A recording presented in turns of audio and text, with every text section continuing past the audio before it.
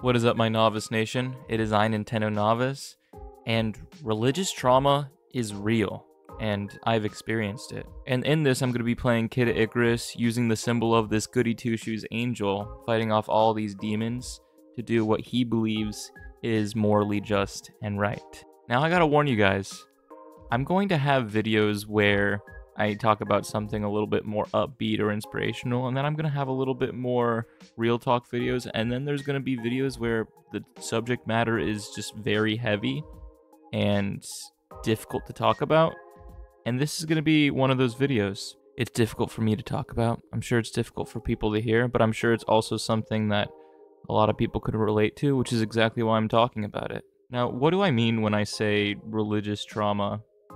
Well, religious trauma basically means, and I don't even know what I'm supposed to be doing in this. Also, Kid Icarus is a game that I have not played at all, really. Played it a little bit when I was younger, like a handful of times. And then recently I've just been playing it also a handful of times, so I'm very new to this game. So you could expect a lot more death in this game than a game like Punch-Out and Mario Bros. But I'm gonna do my best to keep it, pro gamer. You know what I'm saying? Oh shoot, I shouldn't have shot him like that. But on the subject of religious trauma, it basically refers to any sort of trauma or stressful and really difficult emotional experience that you've gone through as a result of growing up in a church community. And many times these traumas are left not processed. And when they're left not processed, they manifest themselves in ways that you don't expect, like anxiety, depression, other mental health concerns. And that definitely is what happened to me. Throughout all of high school, I talked about this in my... Oh my gosh, these guys are swarming all around me. This game is difficult, man. I'm just going to say it right off the bat. This game is actually really hard. I definitely hope to beat this game like I've beaten Mario, and I'm trying to beat Punch-Out. I'm also just trying to officially beat Mario Bros. On the channel. And there's my first death. Wow, look at that. But yeah. And there's no shame in admitting that you grew up in a church community and it had a very negative effect on who you are as a person.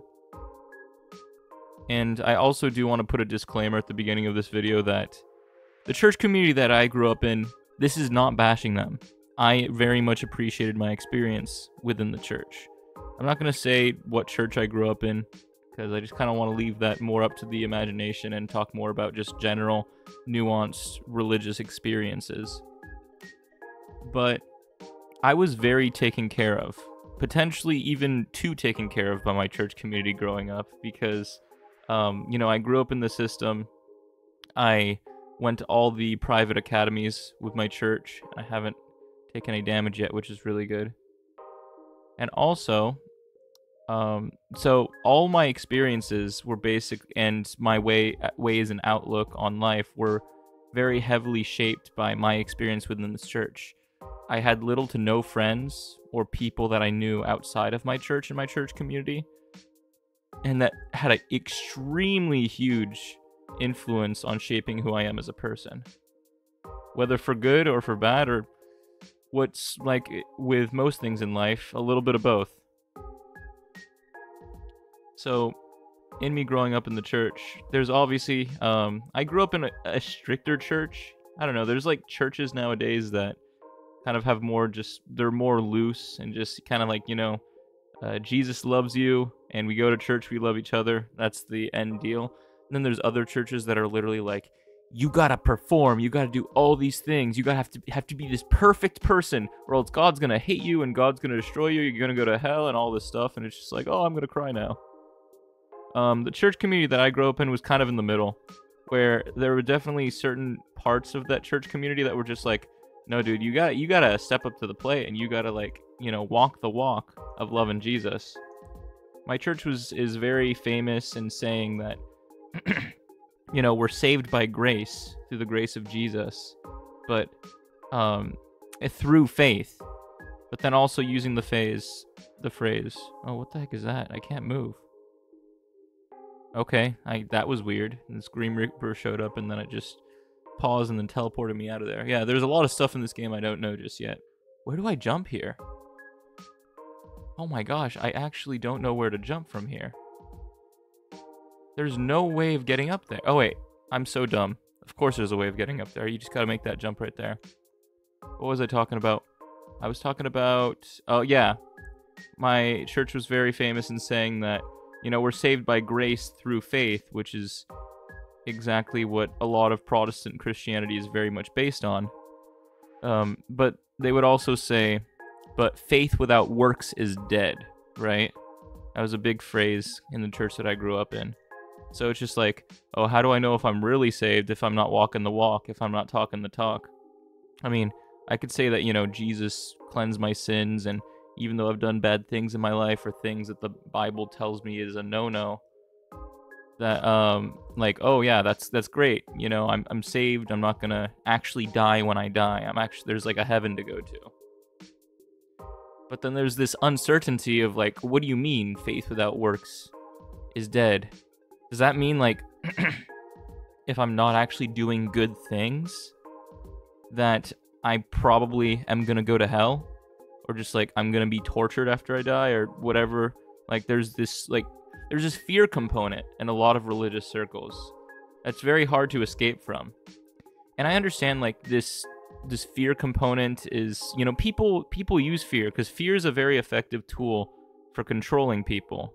And then people who are controlled and manipulated, they again, you know, reinforce that fear to then control other people and say like, oh, you know, talking about like just child novice, if you don't eat your vegetables, we're not gonna go to Universal Studios.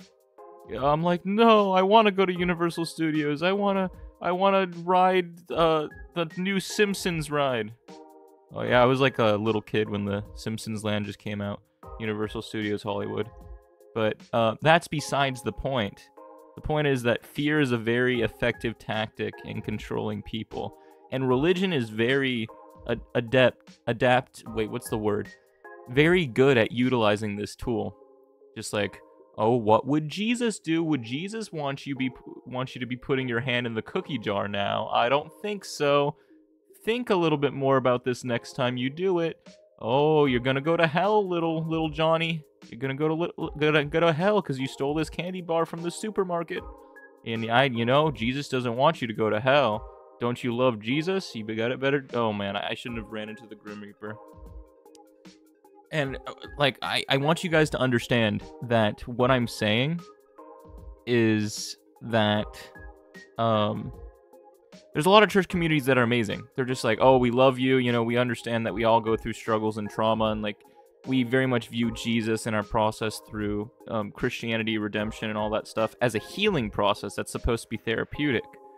But a lot of people, it's so funny. The thing that's supposed to be therapeutic for a lot of people ends up being more traumatic than what they experience outside of it.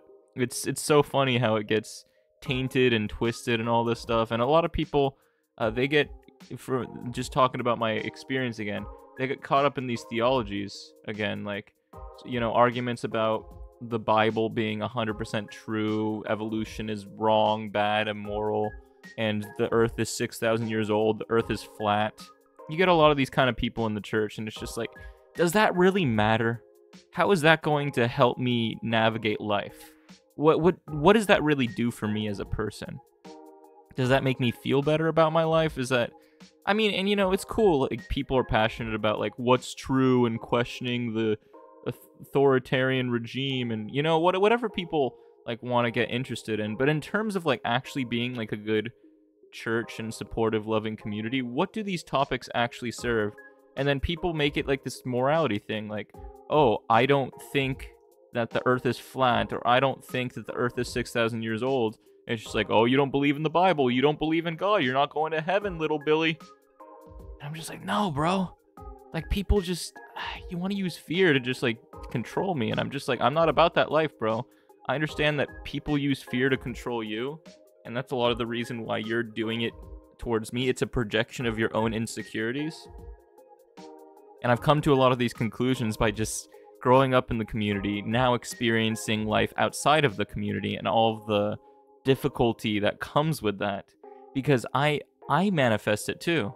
I'm straight up gonna say, like, I've been a complete asshole to people because of the religious community that I've grown up in.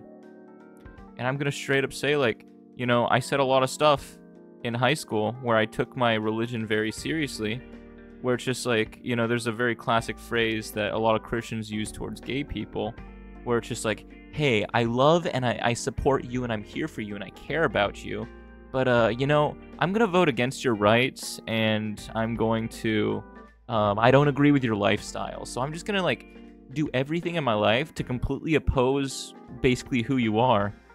But, yeah, I still love and care about you, and if you ever need anything, need a place to stay, need a place to crash, I got you, bro. Like, that, yeah, that doesn't bode very well. I don't know if, like, that sounds good in their head or something, but no, to a lot of people, that doesn't bode very well. It's like, it's almost like a situation where someone, like, you do something wrong, and then you give, like, a half apology, where it's just like, I'm sorry that you felt that way about it. Or I'm sorry that you took it that way. It's like, it's almost like an apology, but it's not quite an apology. Or it's like, it's almost endearing, but it's not quite endearing. I hope that analogy makes sense. And then, you know, I was like, I even remember in high school, because I was all about promoting my church, because I bought into the idea that my church is absolute truth, and anything that deviates from my church is a lie from Satan and should be plunged from this earth. I was straight up like Simon Belmont from Castlevania, fighting all these demons with holy water. That was how I viewed myself, bro. And I'm so grateful I'm not at that point now. And can I actually make any sort of progress in this game? I'm finished. That's a great message to internalize. I'm finished. I'm done. All right. It's the end of my life now. Goodbye. Yeah, what was I talking about? What made it difficult in my case? And again, I want to emphasize this. I know I've said this 2 times in the video already, but I want to say, my church community wasn't, it's nuanced. So many people online, cancel culture, all this stuff, they want to make everything out like, oh, he's a groomer, oh, he's so bad, he did this to people, he did that to people. It's just like, you have to look at their life experience. You have to look at what may have led them to commit this. Obviously, accountability and all this. And then obviously you also want to make sure things are true, because a lot of things get passed around on the internet that are just straight up falsehoods about people. So, but I digress on that, because we're talking about religious trauma here. So my church community was not bad. It was actually very loving, very supportive of me, and gave me a lot of love and support growing up. And I don't know how I would have been growing up in a public school system, of maybe a completely different neighborhood. I don't know if it would have been better or worse for me. I can't really say. I can't really talk to that hypothetical because I didn't live it. And there's just a lot of different factors at play. But what I can talk about is the perfect storm that led to my own trauma within the church, and how I've been healing from that trauma ever since. And I'm going to say that a lot of the trauma that I internalized from the church, obviously there's certain messaging and stuff that goes into it that reinforces stuff. But a lot of it was very much based in my parents' divorce, and then my religious community kind of just accentuated the problems. The reason I say this is because, and I've noticed that this is a very common reaction that kids have when their parents get divorced. I was literally even just talking to someone that I know about this experience, who, you know, their parents are going through a divorce too. And I'm feeling for them, because a very common trend, especially if like you're an older sibling or you feel like there's like you have a responsibility in the family, is like, oh man, you know, my mom is hurting, my dad is hurting, my siblings are hurting. You know, I don't want to cause any more problems, so I'm going to take this burden all on myself and try to be strong for the family. Suppress all of my emotions and all of the difficult feelings that I'm experiencing. Act like they don't matter. Act like they're not there, for the sake of just being strong for the family, which makes sense in terms of like survival and helping your family and all that. But it's horrible for mental health, and like that's gonna leave a lot of baggage on you. And for me, it manifested itself in a whole lot of depression and projection when I was in high school. And part of what I saw as being like this strong for the family or being this good kid was, oh my gosh, the game's lagging. Oh, shoot. I'm not getting anywhere, man. Like, this game's hard, straight up, dude. I think it's harder than Punch-Out. Maybe even harder than... I don't know. I just don't have much experience with it. I'm sure if I play it enough, just like with everything, I'll just get better. But yeah, I'm being real. It is pretty difficult.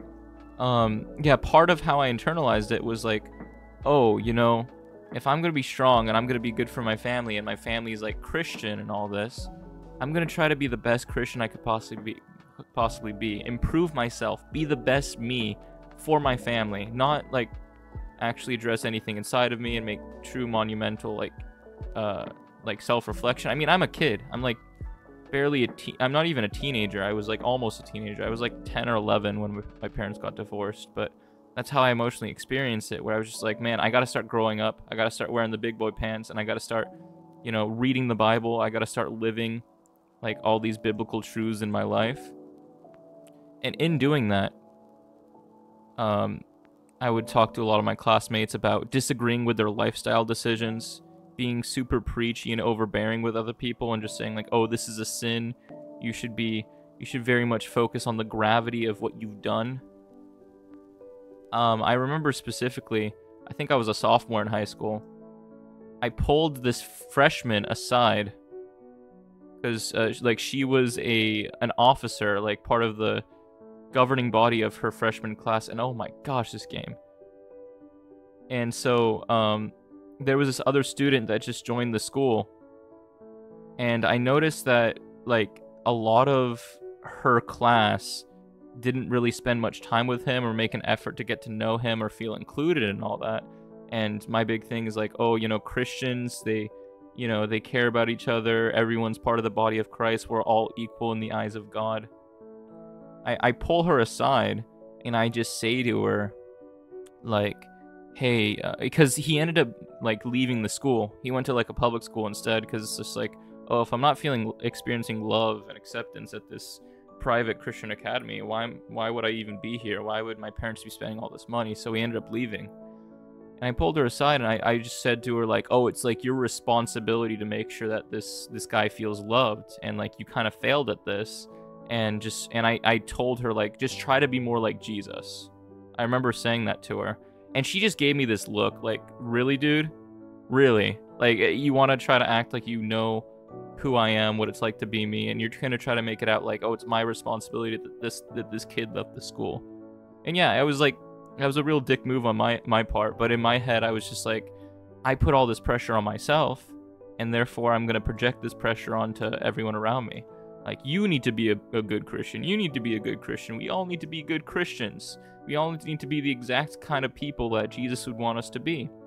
Which, being a good person is not a bad thing, but, you know, religion does a very good job at making very black and white what being a good person is, what morality is, when life is just so much more nuanced and complicated. Like, you have so many, like, morally difficult situations, and when you embrace, like, the Bible or Christianity, you get a lot of people, you know, let me talk to, like, I guess the conservative Christian crowd that's just very big on just, like, abortion is killing babies, and, like, yeah, we don't want to focus on, like, the actual struggles that mothers go through, or people who are carrying those children go through, and the difficult decision that they have to make. It just, they only want to see, like, oh, you're a murderer, and, like, that's all you are, and, like, Jesus hates you. And, like, that's not helpful. That doesn't contribute to the conversation. It's so much more of a complex issue. Of course, I've met so many people in the church that will say, oh, it's us humans that make it a complicated issue. And I'm just like, no, it's life. Life makes it a complicated issue. Don't you understand that? Don't you understand that there's so many people out here, so many different cultures, so many different civilizations that have existed that weren't even Christian, that have completely different ways of going about life outside of your own Christian little bubble? And all this sounds really weird because I still consider myself Christian. But the type of Christian that I am is so much freaking different than that Christian I was back in high school.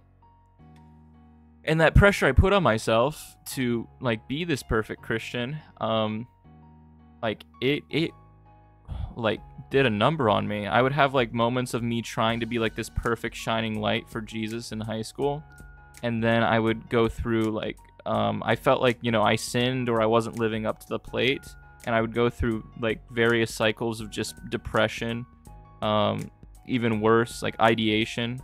I'm sure you know what I'm referring to, but I'm trying to be, you know, within YouTube's boundaries of what I can talk about.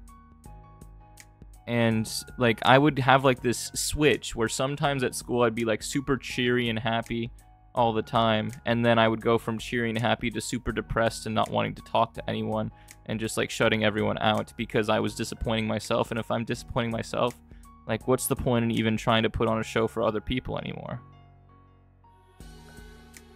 So, and I'm playing really well right now. I'm very proud of myself. And the reason I'm making this video is, number one, to like process a little bit more of what I've gone through, and number two, to let people know that who are experiencing religious trauma in their own life or feeling like they're not meeting the standards of that their religion designates for them, that you don't need to be. You don't need to be. Like, literally find out for yourself what you believe in life. Like, figure things out on your own terms. Don't let anyone pressure you into a belief system. Don't let anyone pressure you into thinking that you're wrong and you're a horrible person, because that's just going to do nothing but tear you apart inside. And some people, they live their entire lives in this fear that religion has placed on them, that they're not good in of themselves, and they'll never be good, and they'll never be enough. And that's why they'll grow up and they'll still continue going to the church, telling other people the exact same message and never being able to process it themselves. And it's so stupid. And can I get this elixir without the Grim Reaper killing me? Yes, I can. Okay, it's cool. Oh, shoot. Oh, shoot. Oh, shoot. That's bad. That was really bad. That was scary, bro. But yeah, seriously, this is real talk, guys. This is real novice hours. This is something that I haven't specifically addressed my religious trauma with really anyone except my therapist in my life. So this is a very deeply rooted issue within my psyche, and I still have remnants of that religiosity inside of me. Sometimes when I talk to people even today, where I wanna just assert my moral superiority over people, saying like, "Oh, I'm better than you. Like I have a much more fleshed out moral sense and system than you," but that completely invalidates another person and their lifestyle and who they are, and like it already just kind of has this arrogance where it's just like, I'm automatically right and you're automatically wrong, and there's nothing that will change that. When no, we should always go about life with sympathy and understanding and trying to see other perspectives. And I've been learning that so much more the more I've gone through life and experienced more stuff. And I continue to stand corrected in so many different ways, I think, and understandings that I have. My cousin has very much helped me with this. I now have a job outside of my religious community, and now I'm realizing, man, people really do not think like my religious community thinks. And I'm having to like really psychoanalyze myself, think outside the box, really work hard to try to understand these people, and think like, how do I work with this? How do I interpret this? How do I understand this? Because when you grow up in a box and you one day like are let outside the box and you've lived your whole life in that box, it's going to be a lot of, you know, number one, it's exciting. Yeah, it is exciting meeting all these different people with different perspectives and worldviews. But number two, it's scary. It's like, what is all this? Like, you don't know what's going to hurt you. You don't know what's going to, what's good, what's bad. You don't know how to react to everything. So you're very easily, you fall into things that people who grew up around these people wouldn't fall into. And I'm having to learn all this stuff. It's like a crash course at life in a way that I didn't get because I grew up around a bunch of religious people, which again was not bad. There was a lot of good to it.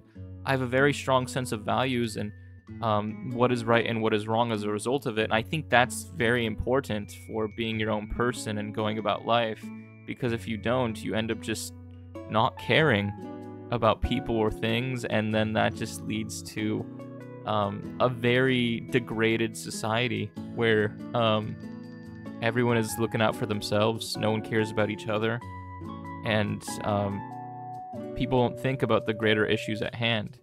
Like me growing up in my religious community, it gave me an opportunity to think very deeply about things, and because I think very deeply about things, I'm able to critically think about a lot more issues that people my age or slightly younger just don't even think about right now at all. So I appreciate that aspect. That also does make me feel a little bit more alienated from people my age. Naturally, I mean, I'm 23 years old. You're already supposed to be developing who you are as a person, but I swear TikTok just freaking like makes people like still 4-year-olds in a like 20-year-old's body. It's crazy. Yeah, and that's just me, you know, of course, passing judgment on TikTok, but there's good stuff with TikTok, but you get what I'm saying. Social media, there's a lot of negatives to it. There's been countless studies, and I'm not going to get into that. But another aspect that I did want to talk about in regard to my religious trauma, which I have to tread very carefully about how I talk about this in this context, because of the nature, it's very touchy.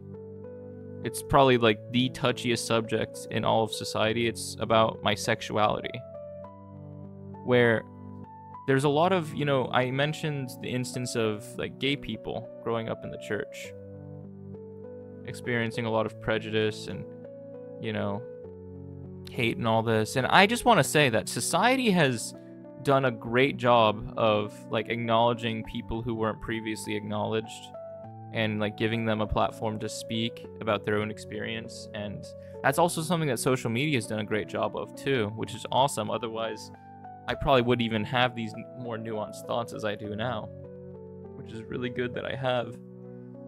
But I don't know. Well, a lot of you guys probably know that religion takes a very strong stance.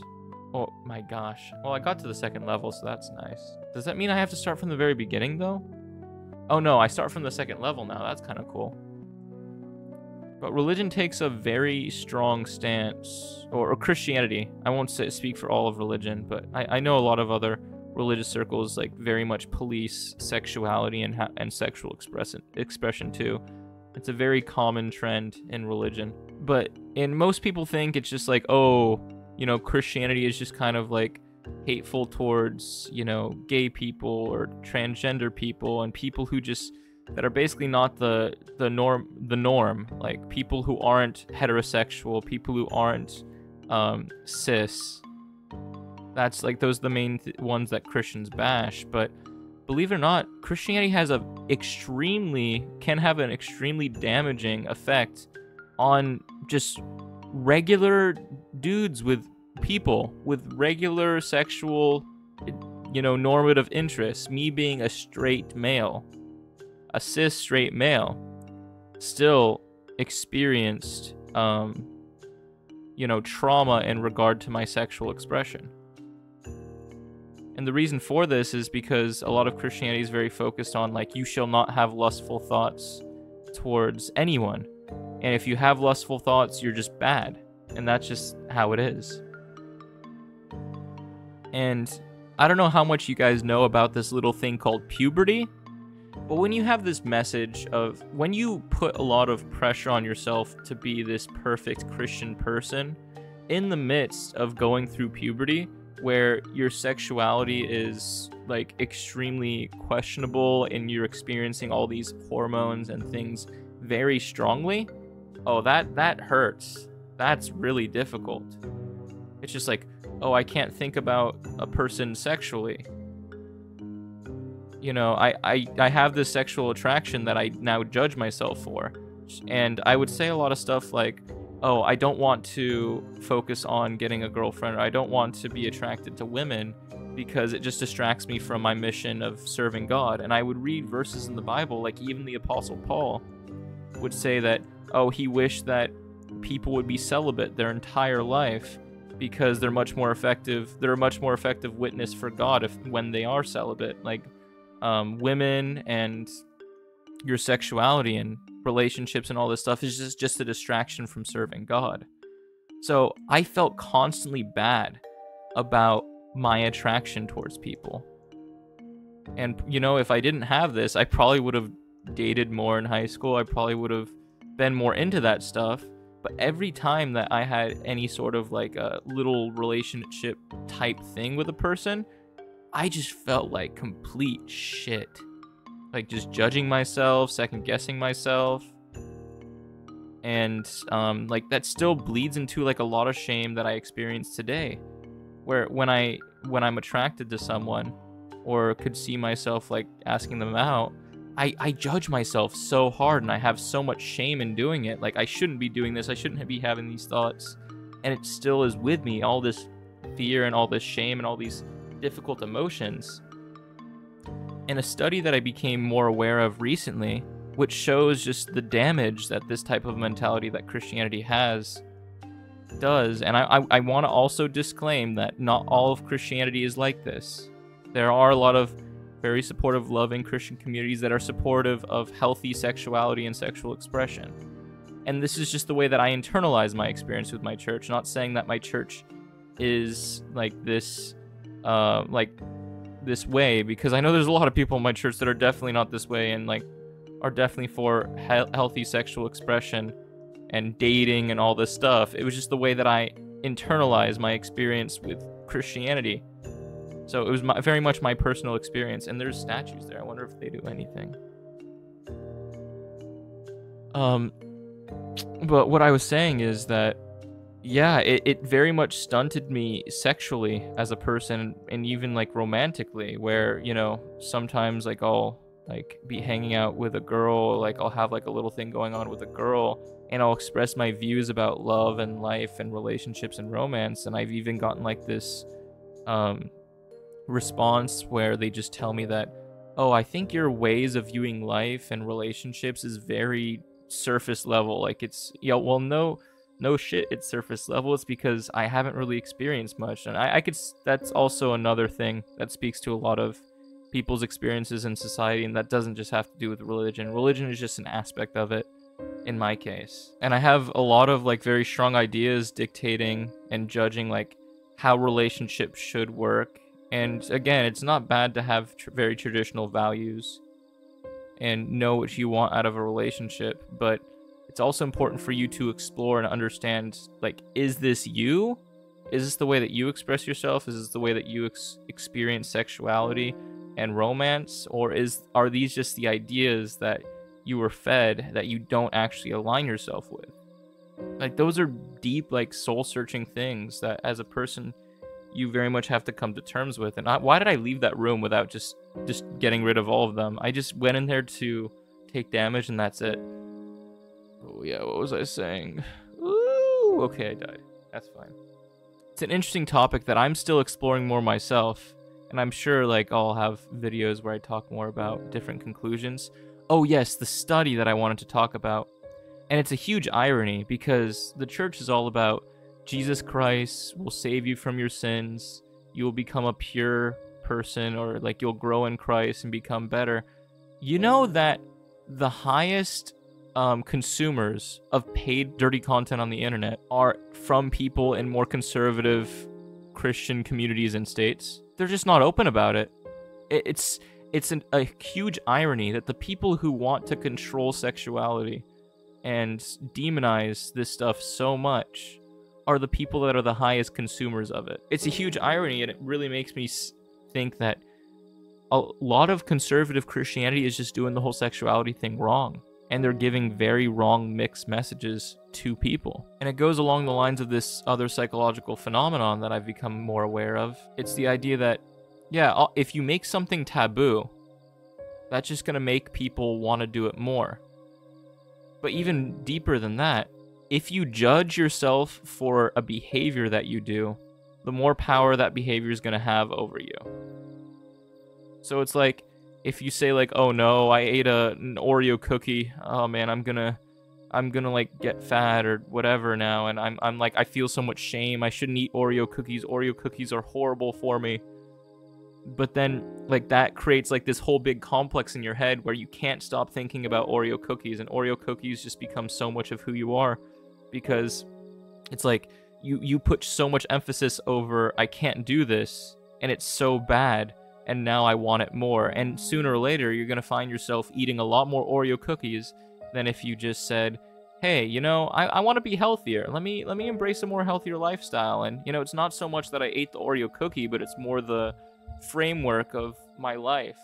And maybe not frame it in my head as much about me judging myself for this behavior, but think about what are some things that I desire for my life, and focus myself and center myself more around that. I think that's a much more healthy way of dealing with it. Saying like, oh, I'm so bad for this, and dwelling on like the horrible things you do, you're just giving it so much more power over you than it needs to have. And I think like that also goes to why people do drugs and, like, you know, drug abuse and all this stuff. Of course, there's like the addictive element of these things, of like the pleasure center of our brain, but I think that psychological phenomenon just accentuates it.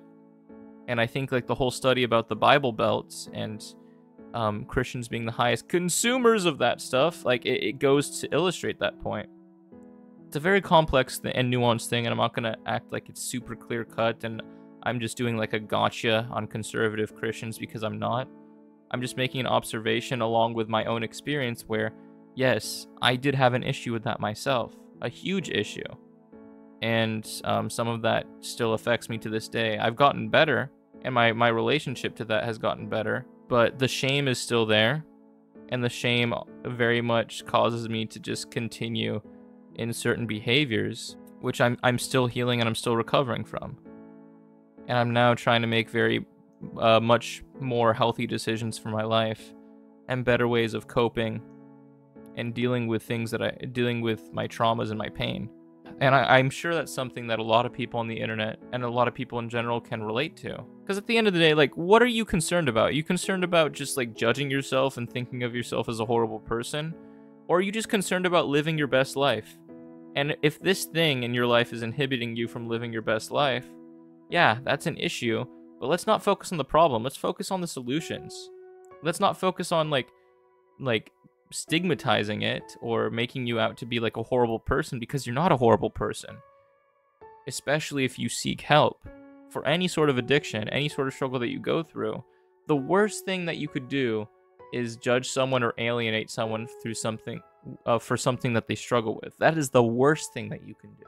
All this is mainly to say that religious trauma is a real thing, and it may not be a direct fault of all aspects of the religious community that you grew up in. You could have had people that were very supportive and loving, or even in ways that they saw as very supportive and loving, but you could have still taken away a very horrible experience from growing up in your church.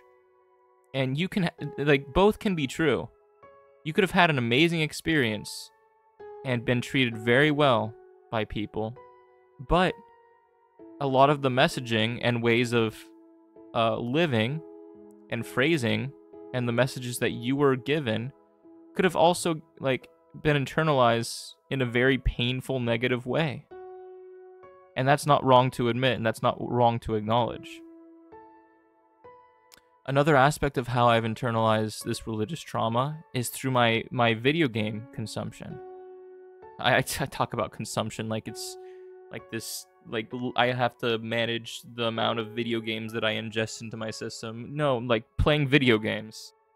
There were a lot of people in my church growing up that just straight up said video games were demonic, that somehow me collecting coins and mushrooms as Mario was going to make me start playing with a Ouija board or something like that. I remember there was specifically this big movement of people saying that Pokemon was literally like catching demons, and like the demons control you or something, or like there was like this whole big thing of Pokemon specifically being like super demonic. And yes, video games can be addictive. Video game addiction is a real thing, and it's horrible. Like, people need to seek help when they're addicted to video games, like genuine help, especially when it's like completely ruining their life, ruining their relationships, just everything, which is something that happens. You get like these big chunky monkey Discord mod type people.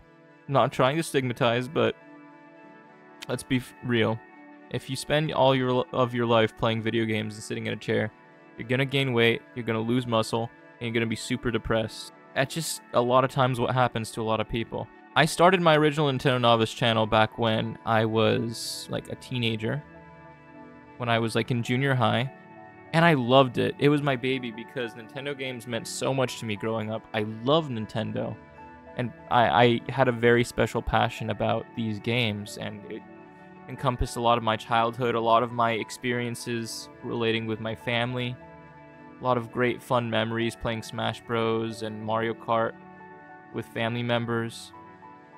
But then, you know, I had this messaging from my church of just people saying, like, video games are horrible, they take you and they distract you from your relationship with God, and you should just expunge all video games and all interactions with video games in your life.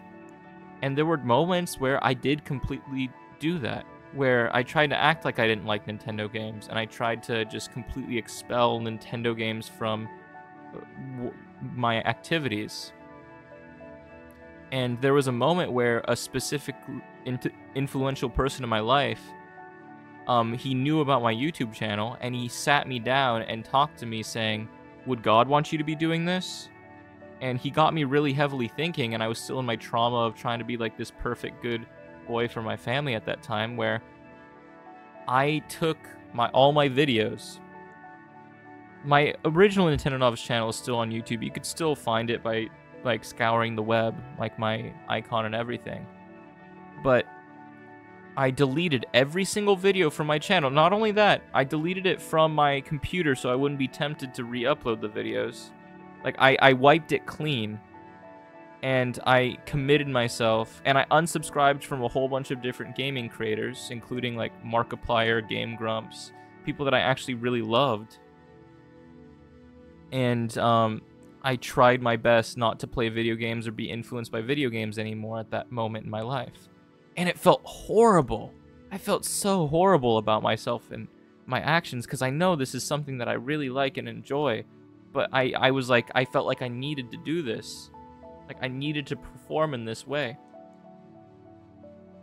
And now, like, with this new NintendoNovice channel, in a way, I feel like I've been making up for lost time. Because how many years did I spend? It is like at least 6 years.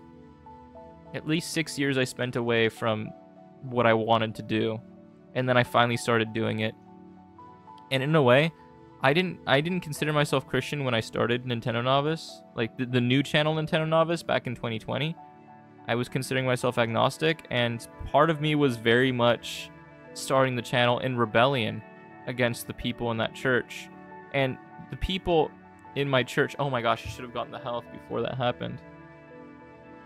I still have had some people talk to me from my church and say, you know, this whole NintendoNovice thing or whatever you're doing, it's like, it's not good. And I just straight up, I look at them and I'm like, oh, you know, thank you for your input. Thank you for your opinion. But it goes in one ear, out the other. I just don't pay attention to it anymore because I know what I've been through. And I know what I want to do. And I know what I'm doing isn't wrong. And that's where I've rooted myself. Oh, shoot, I actually fell. And I want to let everyone know, if you somehow grew up in a religious nutty community that told you that video games is wrong and it's horrible and you should never play video games, that's not true. Video game addiction is bad. And if you have an addiction, seek help. But just because you enjoy playing a game and you think it's art and you think it's beautiful or it helps you connect with certain people in the online space, family members, keep playing video games. Don't let people dictate you not playing or doing something that you want to do, like video games, which is extremely harmless for the most part. Just keep playing games. If you love games, play games. Straight up. It's as simple as that. And if you feel a certain way, like, sex is not wrong. Sexuality is not wrong. As much as, you know, it's become so muddled in today's society with all these horrible people. And honestly, a lot of these people who do have sexual problems and these, like, really bad sexual desires, a lot of it is as a result of this kind of messaging and this kind of judgment in religious communities. They end up getting, like, these very stronger, more obsessive sexual urges, and then they end up becoming sexual offenders and criminals. And it's horrible. And I could see it. I could see it now. And I could see how it happens. And I very vehemently oppose it. And there's so many people in society that don't talk about this that I think it needs to be talked about more. So I want to tell you, if you've been hurt by your religious community or your community growing up, like, don't let that control you. Don't think that this is the end or this is just how it is. No, it's not. And you are beautiful. You experience life in such a unique and amazing way.